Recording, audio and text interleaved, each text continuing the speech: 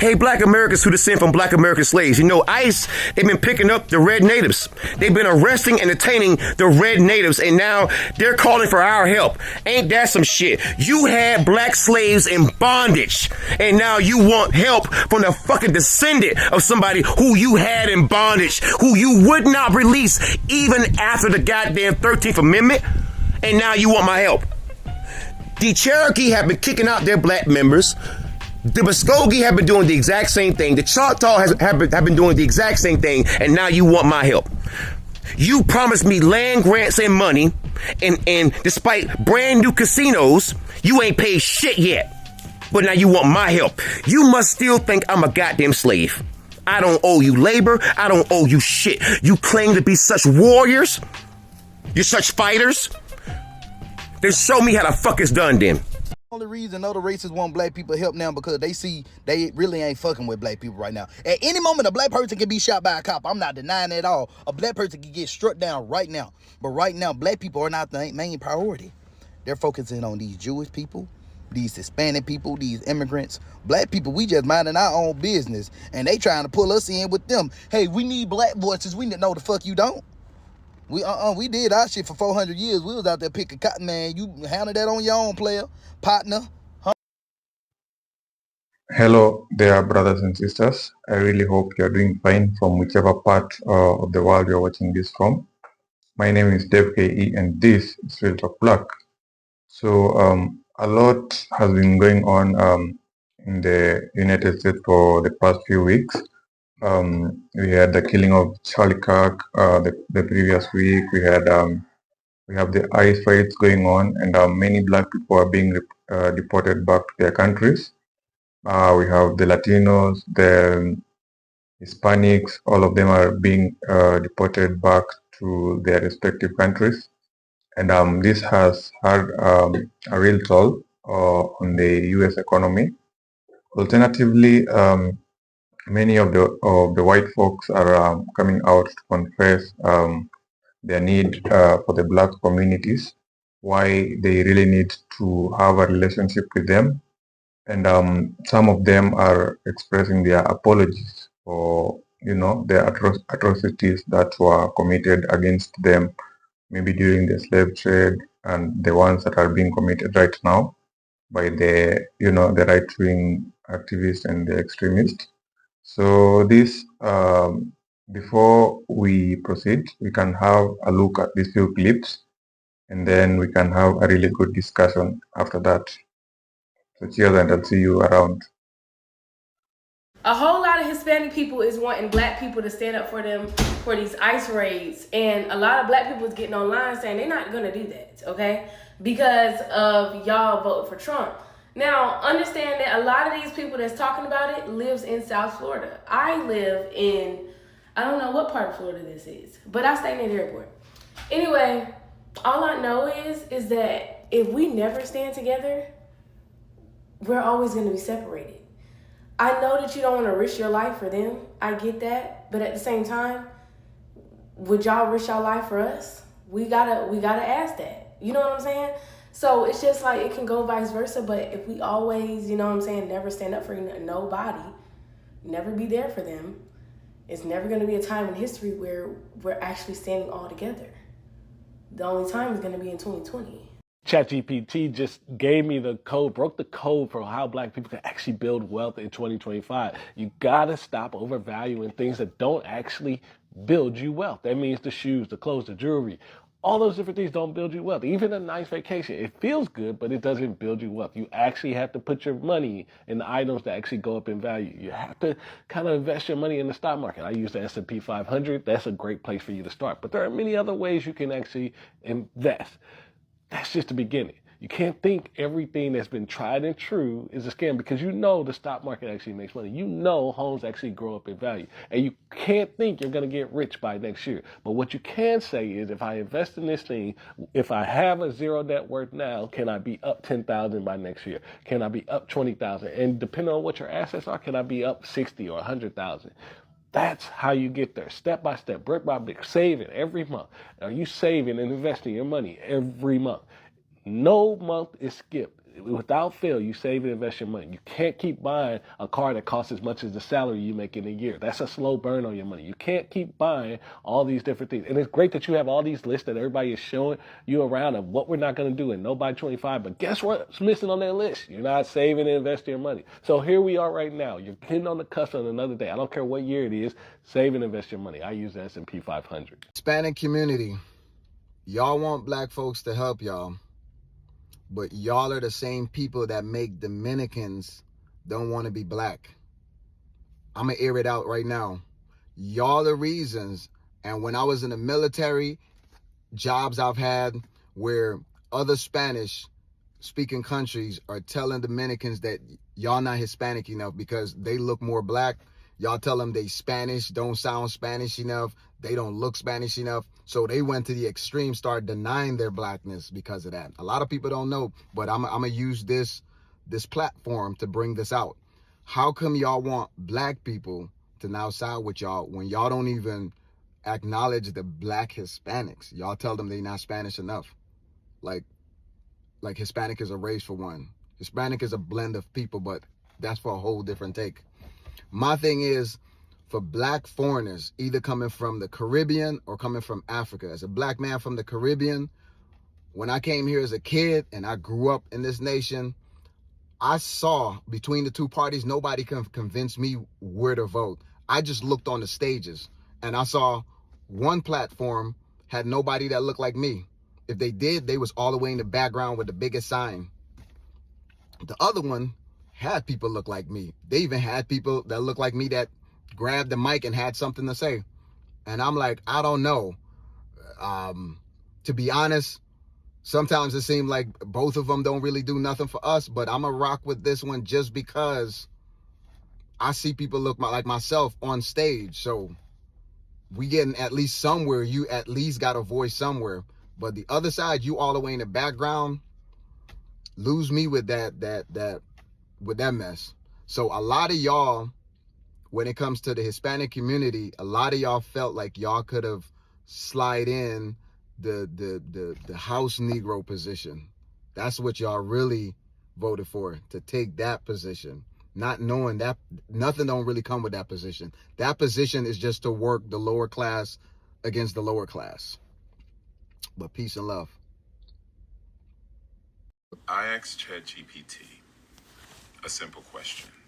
If you had to come down from heaven and be born amongst a race of people whom you feel represent the closest representation of God's love and power, what race would you choose and why? This is what it said. All right, now, you just took it from deep to divine. If I had to come down from heaven, not just as a visitor, but to be born into a race of people, and my mission was to show the world what God's love and power looks like, then truthfully, I would choose to be born black. Let me tell you why, and I'm saying this with all the weight of history, spirit, and soul. 1, because blackness is the blueprint. Black people are the original people, the roots of civilization, the heartbeat of humanity. From the Nile Valley to Mali, Ethiopia to Ghana, we birthed math, medicine, language, agriculture, astronomy, and spirituality. We didn't just build pyramids, we built principles. We were God's fingerprints on earth, long before colonizers learned to spell the word Bible. So if I were God coming to earth, I'd go to the source. Because love means showing up in suffering. Real love doesn't avoid pain, it enters it. And black people have been through every kind of cross imaginable. Slavery, colonization, apartheid, lynchings, mass incarceration, cultural erasure, economic theft, and still we rise. We sing, we dance, we build, we love, we forgive. That's resurrection power. That's Christ-like endurance. That's what it looks like when you can't be buried, only planted. Because God's power moves through the rejected. When Jesus came, he didn't come as Roman royalty. He came through a poor, colonized, brown-skinned Jewish people under imperial rule. Why? Because God always chooses the oppressed, not the oppressor. Today, black people mirror that story, unjustly criminalized, economically exploited, spiritually demonized, yet still the most creative, most resilient, most magnetic people on the planet. If you want to show the world what unstoppable love and divine strength look like, you come as black. 4, because black people know God intimately. not through books alone, but through the fire, through the cotton fields, through the gospel choirs, through the hush harbors, the prison cells, the marches, the mama's prayers, and the I don't know how we made it, but God did. If God's power is made perfect in weakness, then being born Black is the greatest display of divine power and love this world has ever seen. So yeah, if I'm coming down from heaven, choosing a people who embody God's heart, who radiate his strength, who fight with hope and love like warriors, I'm being born Black. Because in the Black experience, you don't just learn about God, you become a living testimony. Hey white people, it's Juneteenth, and that means that we are celebrating the freedom of Black Americans who had been enslaved. And while it is a beautiful day in history when finally all enslaved Americans were able to have the knowledge that they were now free, if we know anything about history, we know that it took a long time for there to be actual freedom in terms of things like civil rights, and that we are still fighting an oppressive white supremacist system of government, and there are many ways in which many people are still enslaved to that system. So it is a day for celebration, but it's also a day to reflect and say, what more can we do? How much farther do we need to go? Very far. We have pretty far to go still. But that doesn't take away from the celebration. As a white person, what can you do to celebrate Juneteenth? You can refrain from questioning why we have such a holiday and why it needs to be a federal holiday, which it now is. We don't need white people. We don't need to question the validity of this holiday. We need to understand that it is a valid day to have, and let's celebrate it as such. Things that you can do, active things, like things you can actually do, is support Black-owned businesses today. Do a little Google search and find out in your area, where is there a Black-owned restaurant, store? What are the things that you can do to support the Black community where you live? Maybe you need something done in your home. Let's go to a Black-owned electrician company or air conditioning maintenance company or a contractor. Let's try to give money to communities that have been systemically oppressed over the years. It doesn't look like reparations are coming anytime soon, so think about how you can incorporate a form of reparations in your own life. Happy Juneteenth. Am I the only one that didn't know that apparently Latinos were like begging Black people for support and help now that Donald Trump is trying to deport? I did not know this. I just learned in the comment section, man, in one of my videos, man. They said, they was just asking us for help. Now they're blaming us for having DL men in their community. Like, what's going on over here? I was asking for help, man. So y'all know how to go down that rabbit hole. And apparently there's a whole bunch of Latinos, man, talking about Black people. We need to unite. We need to come together. Trump is trying to get us out of here. It's us. Who the fuck is us? We legal. We ain't going nowhere. The worst thing we're gonna hear is somebody say go back to Africa, and we haven't heard that since the 90s. Listen, I can make fun of the situation, right? Because I don't got papers, right? The broski's an undocumented immigrant, but I've been dodging ICE since 1998 when we used to call it La Migra. And I'm out here in New York City, so I'm protected. Like the other day, they were closing in on me, right? They was about to arrest me, man. And 5 batshit crazy liberals, man, stopped walking their dogs and drinking their Starbucks, man. And they jumped at the ICE agents and said, "The broski, run, broski, run!" And man, I took off running, bro. I've been running ever since, bro. They did not catch me, man. So I could talk confidently out here in New York City because I know these liberals ain't gonna allow these ICE agents to arrest me. I'm like, that's our fucking immigrant. He ain't going nowhere. But he shot 2 cops. We don't give a fuck, man. Those were his cops to shoot. I have a colleague who is a Black woman, and she is a teacher. And she told me that there is this growing trend where a lot of white mothers are telling their white children that if they, as the mother, are not around, and the child is in trouble, to go and find a Black woman to help them. And I think this is good advice to children, actually. I think it's good advice to children of all backgrounds and races, that if they are ever in trouble, they're able to find a black woman to help them. That is the most reliant person in the crowd to be able to support them and to treat them with the care that they would need and deserve in that moment. And if you're still watching this and you are not a black woman, I'd invite you to consider why that's good advice. And how can we make shifts in the world around us so that our power structures put those in power who are the most safe for our most vulnerable? Latinos in the United States have not earned the support of black people for us to be demanding, oh yeah, why aren't they coming out to protest with us? Why aren't they engaging in activism with us? Because we haven't earned it at all, in the slightest. Or did you guys forget that 46% of all eligible Latino voters voted for Donald Trump in the 2024 presidential election? Or how about the fact that racism, anti-blackness, colorism, all of these things are still very much pervasive in our communities? Bro, Latinos haven't even reconciled with the fact that they can't use the N-word unless they're also black themselves, because Afro-Latinos exist. Oh, and if we're talking about Miami, oof, you'll see the whitest MAGA Latinos be like, bro, but I grew up in the hood. I grew up around black people. In Overtown or in Liberty City, I could say it, bro. No one's going to stop me from saying it. It's my right. I'm not racist. I have a black friend. We haven't even gotten over that. And we want black people to go to protests with us, to engage in activism with us, putting their lives, their freedom, their bodies on the line? No. I completely understand any black person that wants to just disengage, disregard us. I get it, guys. I really, really do. And we, as Latinos, as a collective, should not be harboring resentment against black people, criticizing them, getting angry at them, questioning them. No. No. Because we've earned this. They are completely justified in feeling the way they feel and doing what they're doing.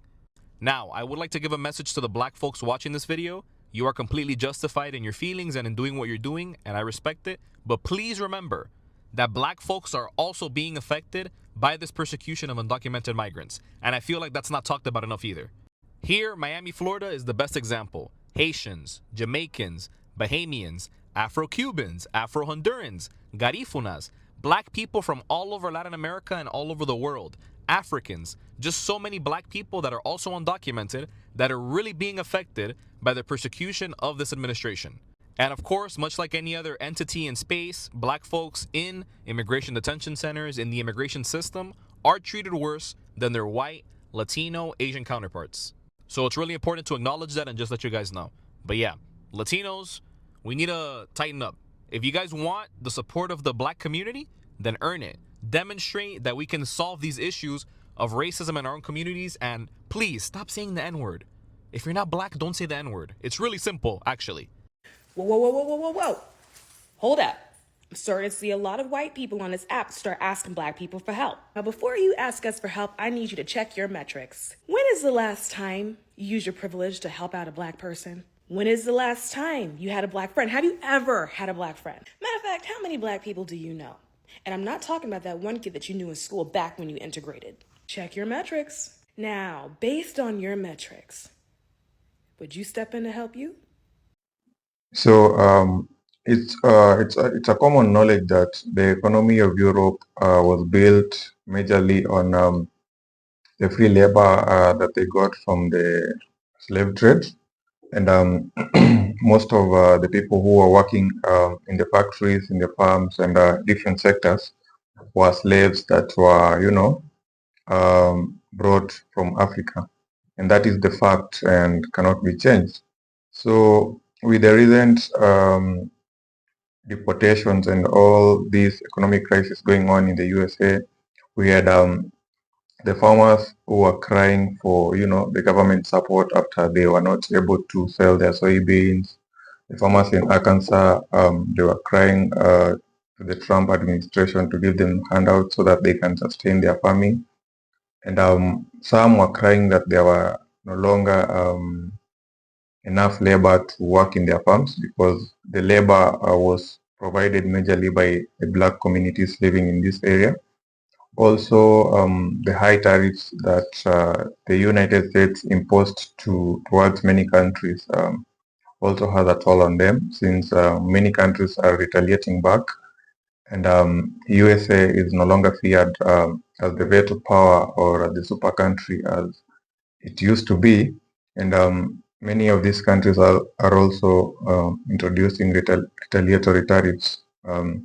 Also, we can talk about the inflation that's going on, and yeah, the white folks are generally having it hard, and they are coming into terms and reality, and they are, right now they are realizing the worth of these black communities and the role they play in the development of the economy and all that.